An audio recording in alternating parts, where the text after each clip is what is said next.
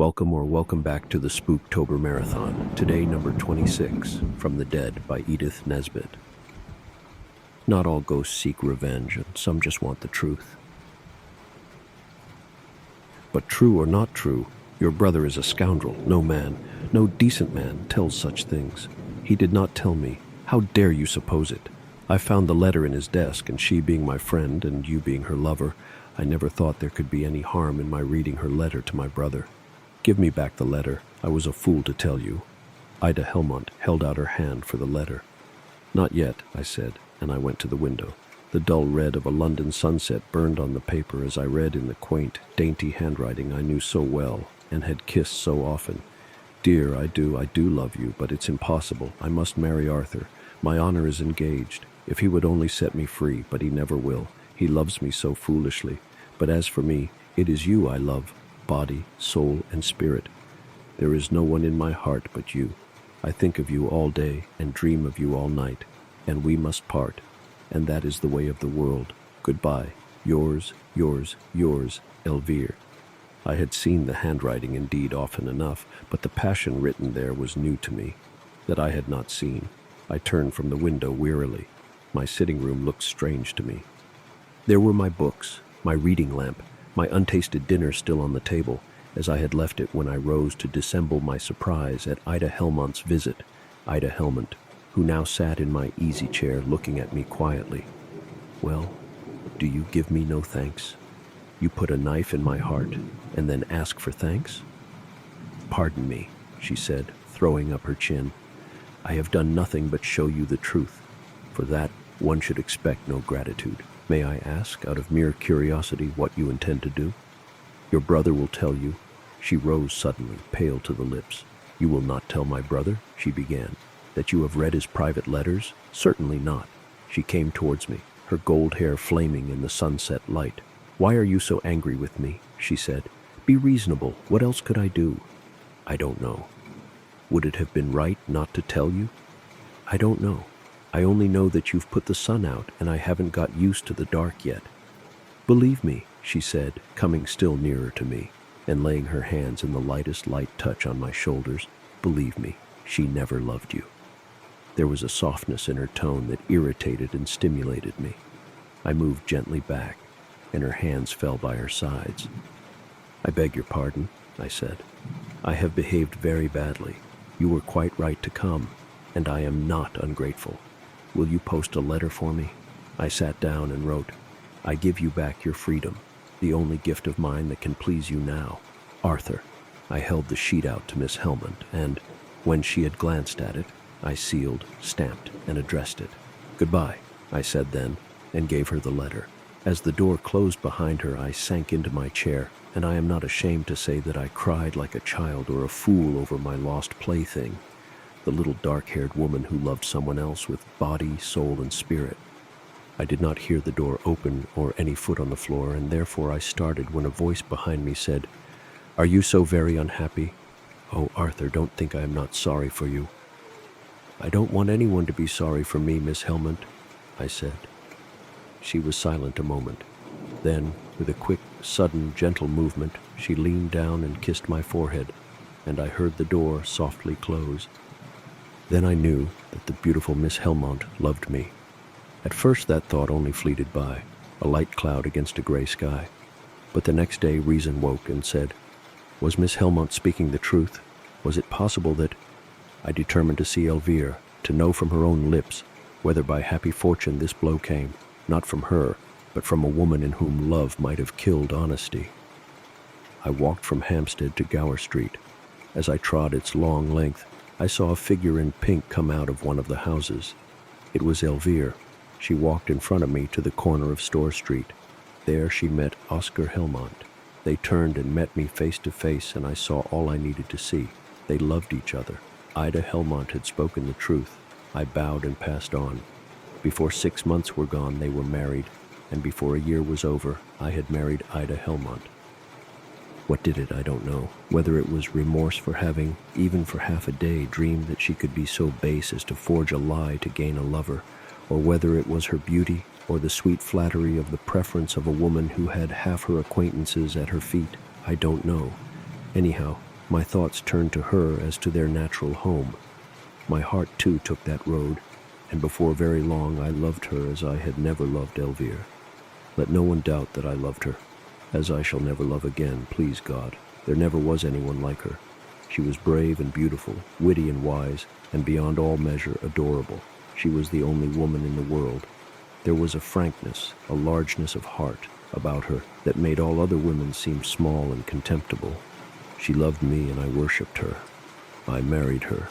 I stayed with her for 3 golden weeks, and then I left her. Why? Because she told me the truth. It was one night, late. We had sat all the evening in the veranda of our seaside lodging, watching the moonlight on the water and listening to the soft sound of the sea on the sand. I have never been so happy. I never shall be happy any more, I hope. Heart's heart, she said, leaning her gold head against my shoulder. How much do you love me? How much? Yes, how much? I want to know what place it is I hold in your heart. Am I more to you than anyone else? My love, more than yourself, more than my life. I believe you, she said. Then she drew a long breath and took my hands in hers. It can make no difference. Nothing in heaven or earth can come between us now. Nothing, I said. But sweet, my wife, what is it? For she was deathly pale. I must tell you, she said. I cannot hide anything now from you because I am yours, body, soul, and spirit. The phrase was an echo that stung me. The moonlight shone on her gold hair, her warm, soft gold hair, and on her pale face.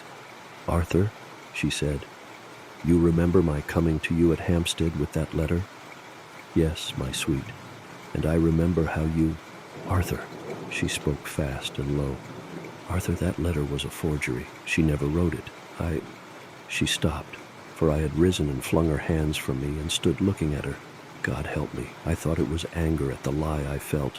I know now it was only wounded vanity that smarted in me, that I should have been tricked, that I should have been deceived, that I should have been led on to make a fool of myself, that I should have married the woman who had befooled me. At that moment, she was no longer the wife I adored. She was only a woman who had forged a letter and tricked me into marrying her. I spoke. I denounced her. I said I would never speak to her again. I felt it was rather creditable in me to be so angry. I said I would have no more to do with a liar and forger. I don't know whether I expected her to creep to my knees and implore forgiveness. I think I had some vague idea that I could by and by consent with dignity to forgive and forget.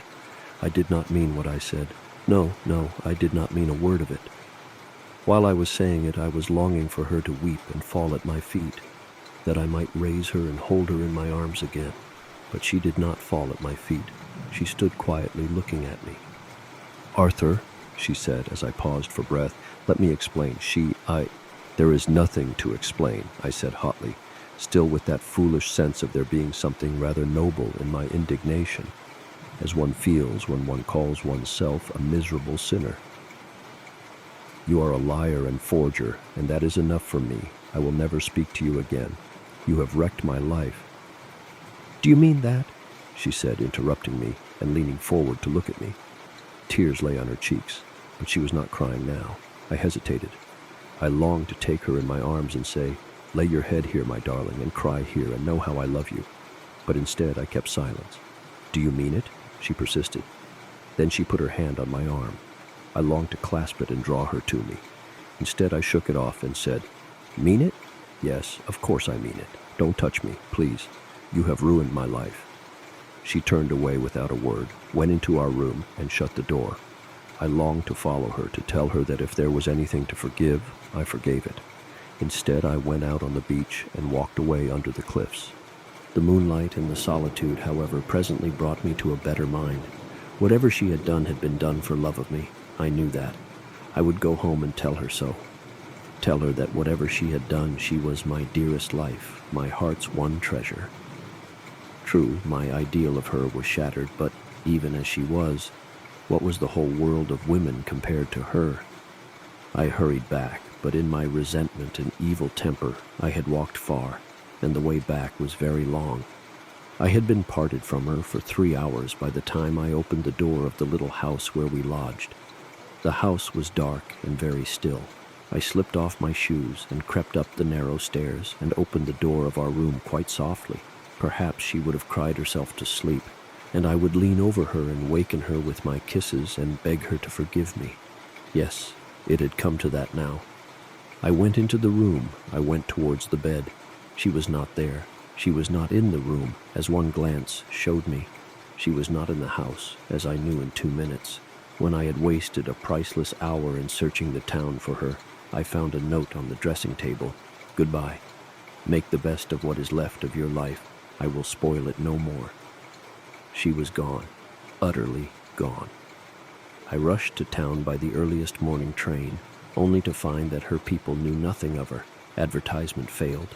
Only a tramp said he had met a white lady on the cliff, and a fisherman brought me a handkerchief marked with her name that he had found on the beach. I searched the country far and wide, but I had to go back to London at last, and the months went by. I won't say much about those months, because even the memory of that suffering turns me faint and sick at heart. The police and detectives and the press failed me utterly. Her friends could not help me, and were moreover wildly indignant with me, especially her brother, now living very happily with my first love. I don't know how I got through those long weeks and months. I tried to write. I tried to read.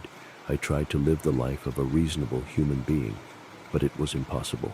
I could not endure the companionship of my kind. Day and night I almost saw her face, almost heard her voice. I took long walks in the country, and her figure was always just round the next turn of the road, in the next glade of the wood. But I never quite saw her, never quite heard her. I believe I was not altogether sane at that time. At last, one morning, as I was setting out for one of those long walks that had no goal but weariness, I met a telegraph boy and took the red envelope from his hand. On the pink paper inside was written, "Come to me at once. I am dying. You must come. Ida, Appenshaw Farm, Mellor, Derbyshire." There was a train at 12 to Marple, the nearest station. I took it.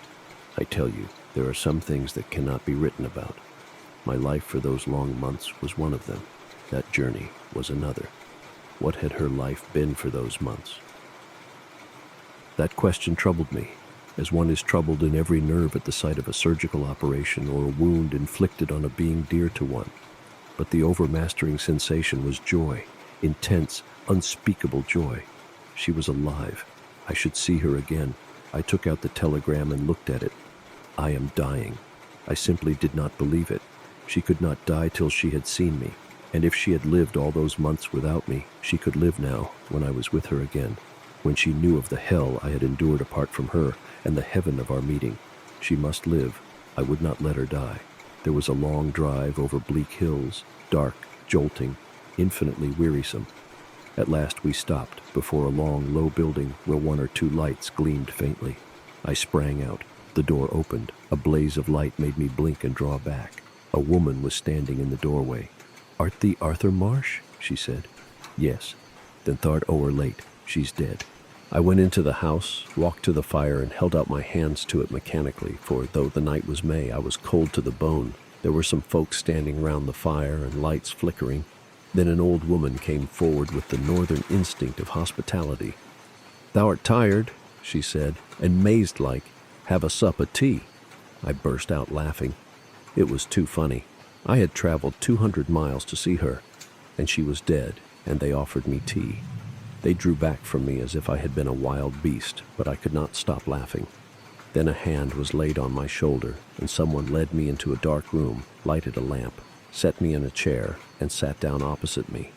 It was a bare parlor, coldly furnished with rush chairs and much polished tables and presses. I caught my breath and grew suddenly grave, and looked at the woman who sat opposite me. "I was Miss Ida's nurse," said she, "and she told me to send for you. Who are you?" "Her husband." The woman looked at me with hard eyes where intense surprise struggled with resentment. "Then, may God forgive you," she said. "What you've done, I don't know, but it'll be 'ard work forgiving you, even for him." "Tell me," I said. "My wife." "Tell you?" The bitter contempt in the woman's tone did not hurt me. What was it to the self-contempt that had gnawed my heart all these months? Tell you? Yes, I'll tell you. Your wife was that ashamed of you. She never so much as told me she was married. She let me think anything I pleased sooner than that. She just come here and she said, "Nurse, take care of me, for I am in mortal trouble, and don't let them know where I am," says she. And me being well married to an honest man and well-to-do here, I was able to do it by the blessing. Why didn't you send for me before? It was a cry of anguish wrung from me. I'd never a sent for you. It was her doing. Oh, to think as God Almighty's made men able to measure out such like pecks of trouble for us women folk. Young man, I don't know what you did to her to make her leave you, but it must have been something cruel, for she loved the ground you walked on. She used to sit day after day, a-looking at your picture and talking to it and kissing of it, when she thought I wasn't taking no notice, and crying till she made me cry too. She used to cry all night a'most, and one day, when I tells her to pray to God to help her through her trouble, she outs with your putty face on a card she does, and says she, with her poor little smile, "That's my God, Nursey," she says. "Don't," I said feebly, putting out my hands to keep off the torture. "Not anymore, not now." "Don't," she repeated. She had risen and was walking up and down the room with clasped hands. "Don't indeed. No, I won't. But I shan't forget you. I tell you I've had you in my prayers time and again, when I thought you'd made a light o' love of my darling. I shan't drop you outer them now. I know she was your own wedded wife, as you chucked away when you tired of her, and left her to eat her heart out with longing for you. Oh, I pray to God above us to pay you scot and lot for all you've done to her. You killed my pretty. The price will be required of you, young man, even to the uttermost farthing. Oh God in heaven, make him suffer, make him feel it." She stamped her foot as she passed me. I stood quite still. I bit my lip till I tasted the blood hot and salt on my tongue.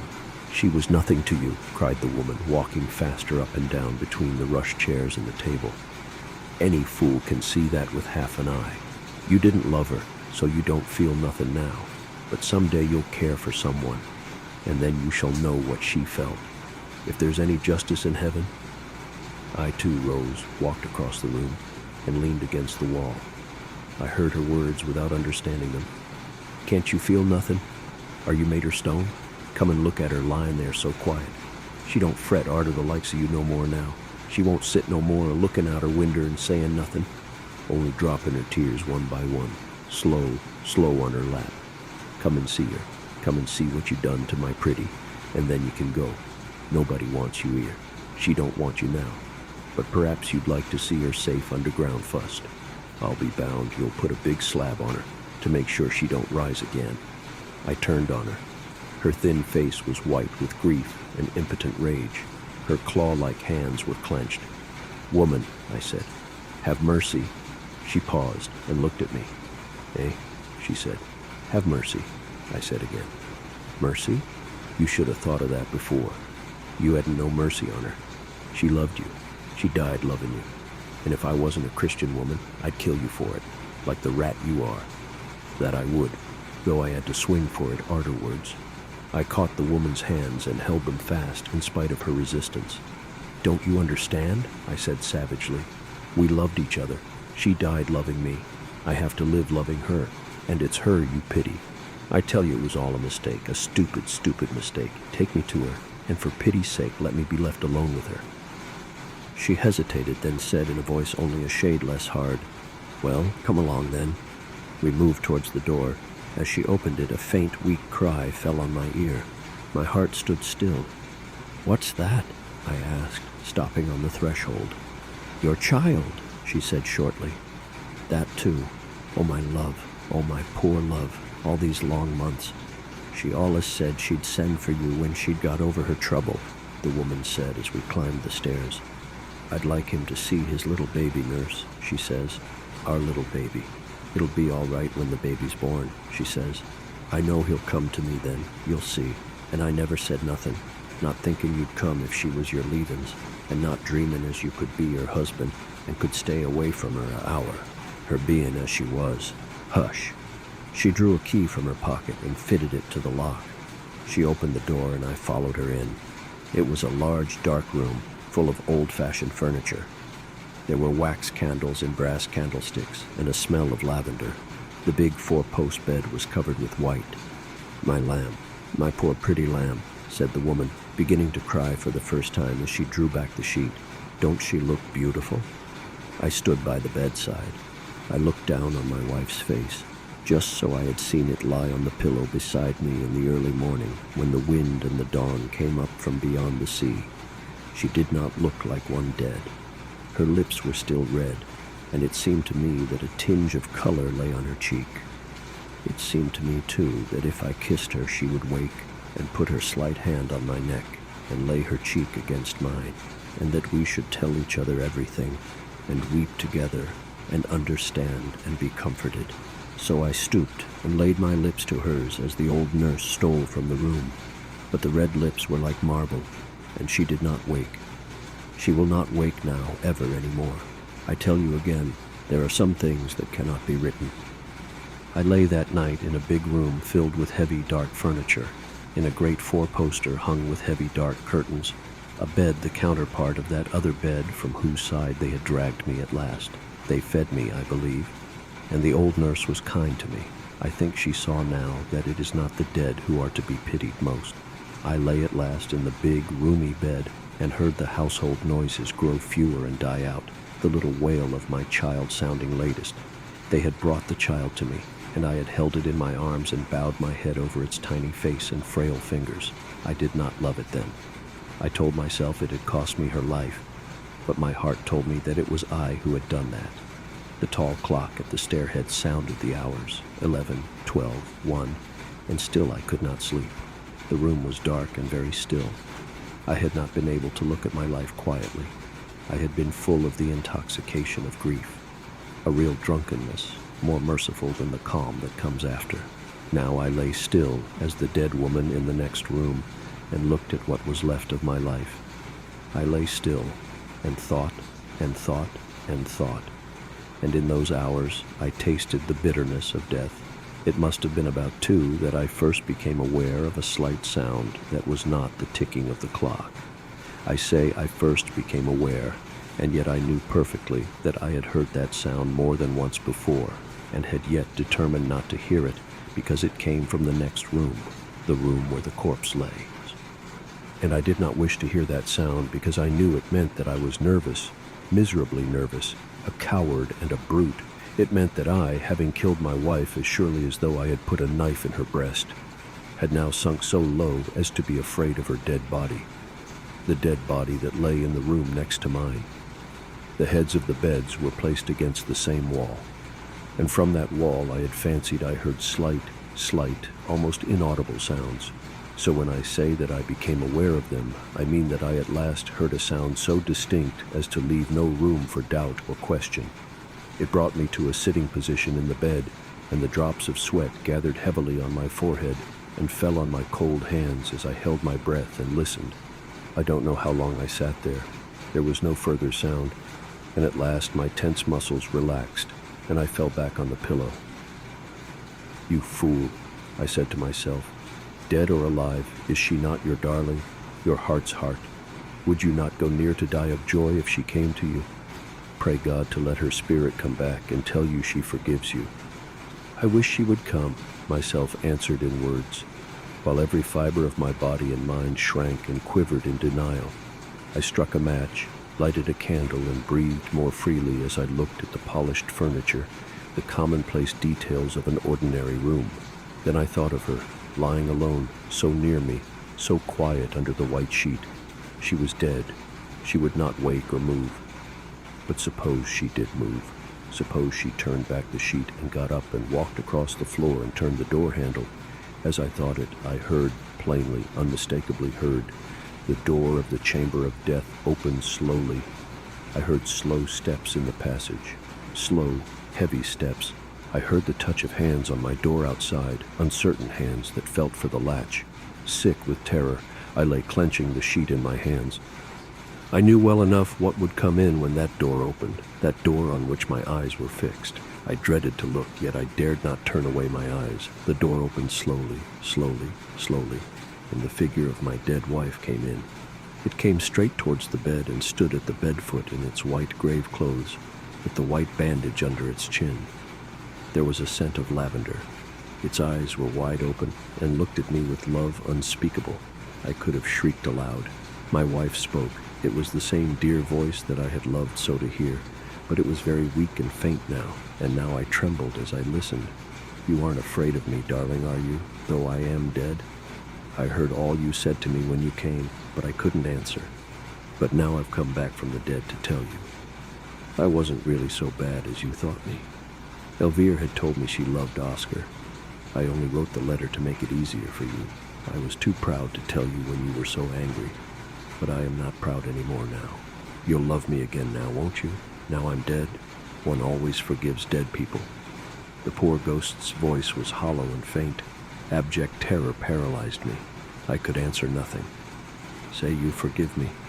The thin, monotonous voice went on. "Say you love me again." I had to speak. Coward as I was, I did manage to stammer. "Yes, I love you. I have always loved you, God help me." The sound of my own voice reassured me, and I ended more firmly than I began. The figure by the bed swayed a little unsteadily. "I suppose," she said wearily, "you would be afraid, now I am dead, if I came round to you and kissed you."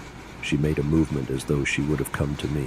Then I did shriek aloud again and again, and covered my face with the sheet, and wound it round my head and body, and held it with all my force.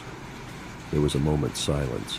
Then I heard my door close, and then a sound of feet and of voices, and I heard something heavy fall. I disentangled my head from the sheet.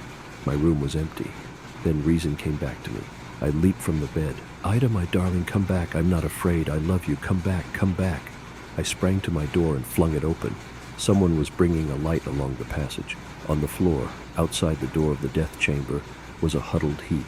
The corpse, in its grave clothes, dead. She is buried in Mellor churchyard, and there is no stone over her.